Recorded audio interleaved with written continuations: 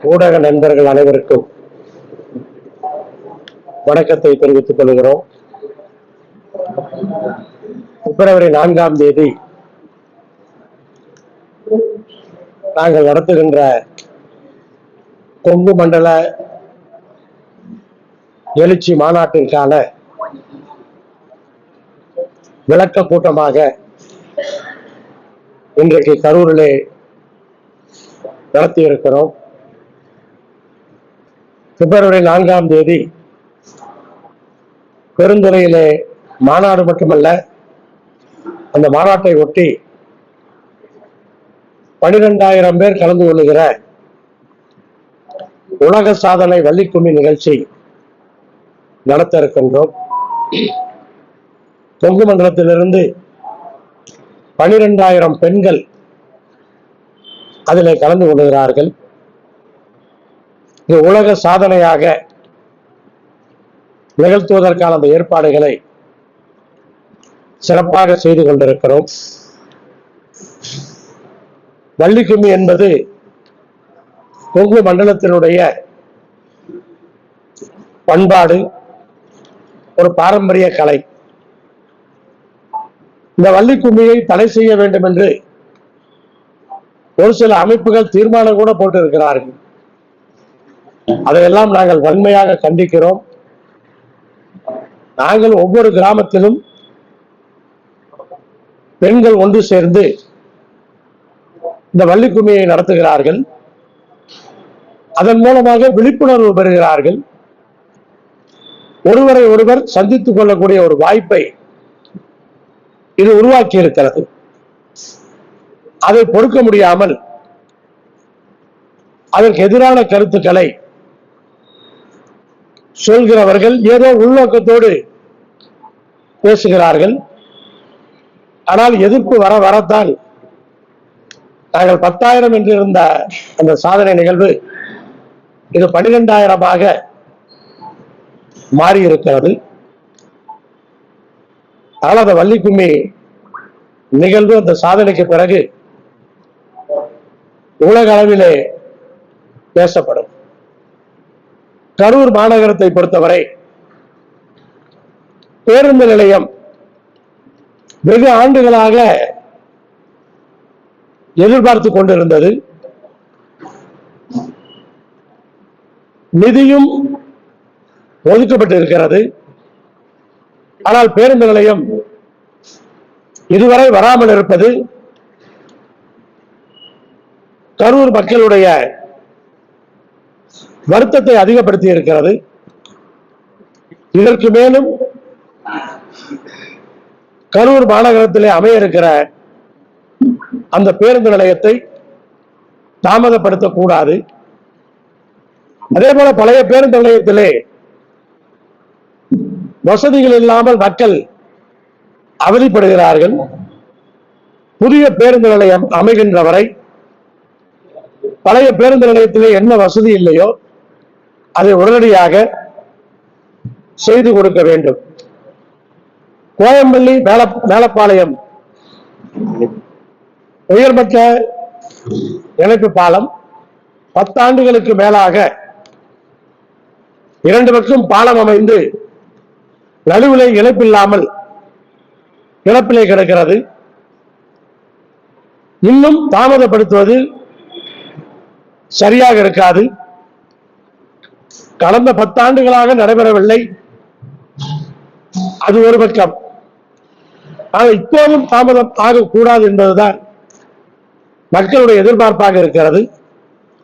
சென்ற ஆண்டு அது ஆரம்பிக்கப்பட்டுவிடும் என்று எல்லோரும் நம்பிக்கையோடு இருந்தார்கள்.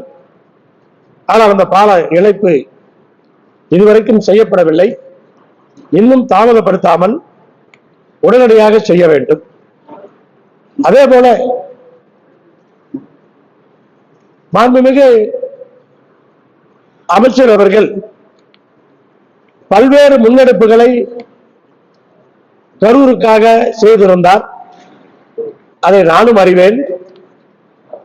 ஆனால் எடுக்கப்பட்ட முன்னெடுப்புகள் எல்லாம் வேகமாக நடைபெறாமல் தாமதமாகிறது என்பது வேதனைக்குரிய விஷயம்.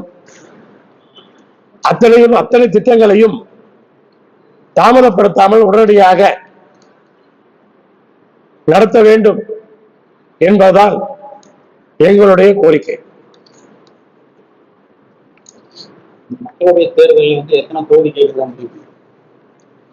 மக்களவை தேர்தலினுடைய கூட்டணி பேச்சுவார்த்தை இன்னும் துவங்கவில்லை. பேச்சுவார்த்தை துவங்கிவிட்டது என்று ஊடகங்களிலே வருகிற செய்திகளிலே உண்மை கிடையாது. பேச்சுவார்த்தை துவங்கும் போது அப்போது இதை பற்றி எங்களுடைய மாநில பொதுக்குழுவினை முடிவெடுத்து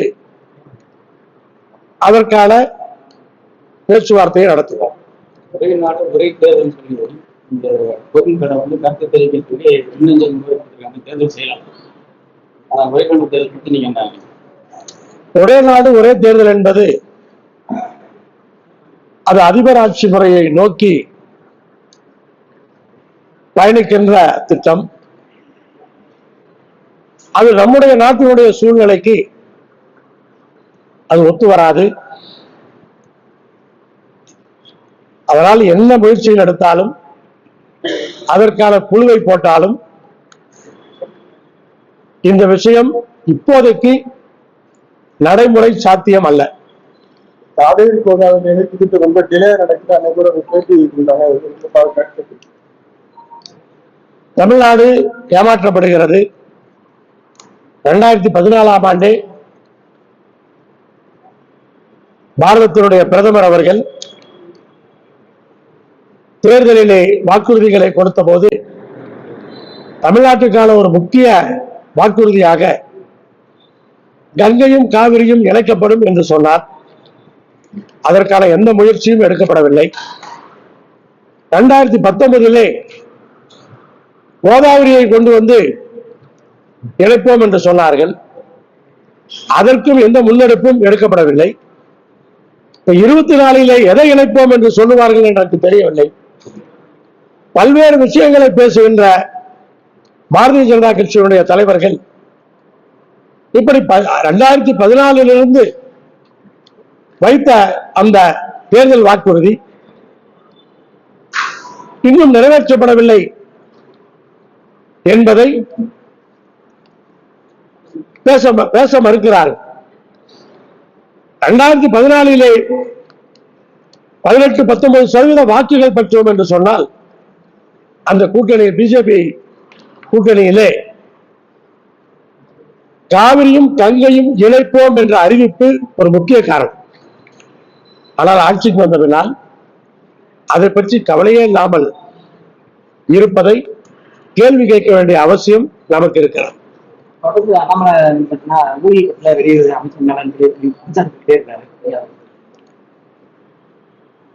ஊழல் செய்தவர்கள் விசாரணை வளையத்துக்குள்ளே வரலாம். அதில் உண்மை இருந்தால் தண்டனையும் பெறலாம். அதில் எங்களுக்கு எந்த மாற்று கருத்தும் கிடையாது. ஊழலுக்கும் லஞ்சத்திற்கும் முழுமையாக எதிர்கருத்து கொண்டவர்கள் நாம், கடுமையாக எதிர்ப்பவர்கள். ஆனால் அவரை ஒரு எதிர்கட்சியாக சொல்வதிலே ஒரு குறை என்று சொல்ல முடியாது. ஆனால் உள்நோக்கத்தோடு சொல்வதுதான் யாரும் ஏற்றுக்கொள்ள முடியாது. அவ்வப்போது உள்நோக்கத்தோடு மிரட்டுகின்ற தோணியிலே எந்த ஒரு அரசியல் கட்சி தலைவரும் மிரட்டுகின்ற தோணியிலே பேசியது கிடையாது. உண்மை தெரியாமலே பேசுவது அவருக்கு பல நேரங்களிலே பழக்கமாகி போகிறது. போகிற இடத்திலெல்லாம் அங்கிருக்கிற கட்சிக்காரர்கள் எழுதி கொடுப்பதை என்னவென்றே புரிந்து கொள்ளாமல் பேசுவதை வழக்கமாக வைத்திருக்கிறார். அந்த நிலைப்பாட்டை அவர் மாற்றிக்கொள்ள வேண்டும். ஒரு வளர்கின்ற ஒரு அரசியல் தலைவர் அதை புரிந்து கொண்டு உணர்ந்து கொண்டு தன்னை மாற்றிக்கொள்ள வேண்டும். எந்த ஒரு விஷயமாக இருந்தாலும் ஒன்று சொன்னால் அதில் நிற்க வேண்டும். பிறகு அதை விட்டு வேறொன்றுக்கு போகக்கூடாது.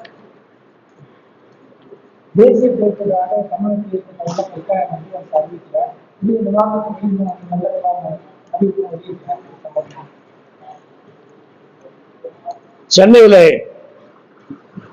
புயலால் பேரிடர். சென்னை, செங்கல்பட்டு, காஞ்சிபுரம், திருவள்ளூர் 4 மாவட்டங்களும் பாதிக்கப்பட்டன. தென் மாவட்டங்களிலே மழையால் பேரிடர். 2 விஷயங்களும் மக்களுடைய வாழும் சூழ்நிலையை பிரச்சனையாக மாற்றி இருக்கிறது.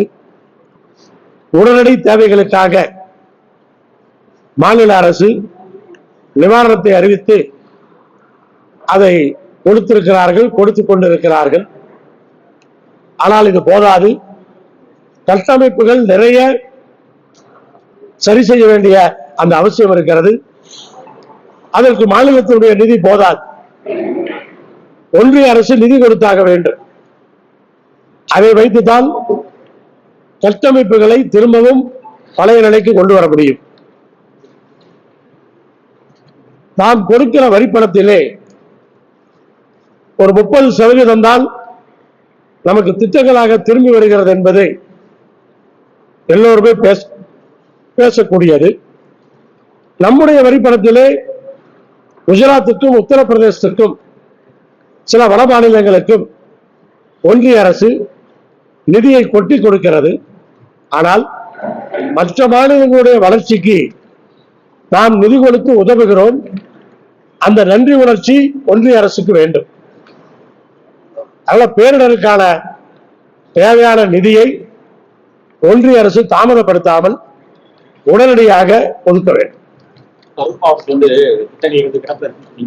அதாவது தமிழக முதல்வரை சந்திச்சு அதை செயல்படுத்துறதுக்கு கண்டிப்பாக தமிழக முதலமைச்சரிடத்திலே சொல்வது மட்டுமல்ல, சட்டமன்றத்திலும் அந்த திட்டங்களுக்காக நான் பேச இருக்கின்றேன். ஆனா முதலமைச்சர் சொன்னா கூட இது சொன்னமா இல்லையான்னு சந்தேகம் வந்துடும் எல்லாத்துக்கும். ஆனா சட்டமன்றத்திலேயே அந்த கோரிக்கைகள் எல்லாம் வைத்து நிறைவேற்றுவதற்கான அத்தனை முயற்சிகளையும் நான் மேற்கொள்கிறேன்.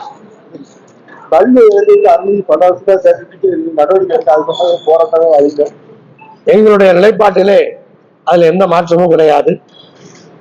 கல் இறக்க அனுமதிப்பது ஒன்றுதான் விவசாயிகளுடைய வருமானத்தை இரட்டிப்பாக்கும். அதற்கான அந்த முயற்சிகளை, அந்த திட்டத்தை மாநில அரசு கொண்டு வர வேண்டும் என்று பல நேரங்களிலே நாங்கள் கோரிக்கையாக வைத்திருக்கிறோம். அதற்கான போராட்டங்களை நடத்தி இருக்கிறோம். சட்டமன்றத்திலும் கல் இறக்குவதற்கு அனுமதி கொடுக்க வேண்டும் என்று பேசியிருக்கிறோம். அதை தொடர்ந்து அந்த கோரிக்கைகளை முன்னிறுத்தி அரசுக்கு கொடுக்கிற அழுத்தத்தை அதிகமாக கொடுப்போம்.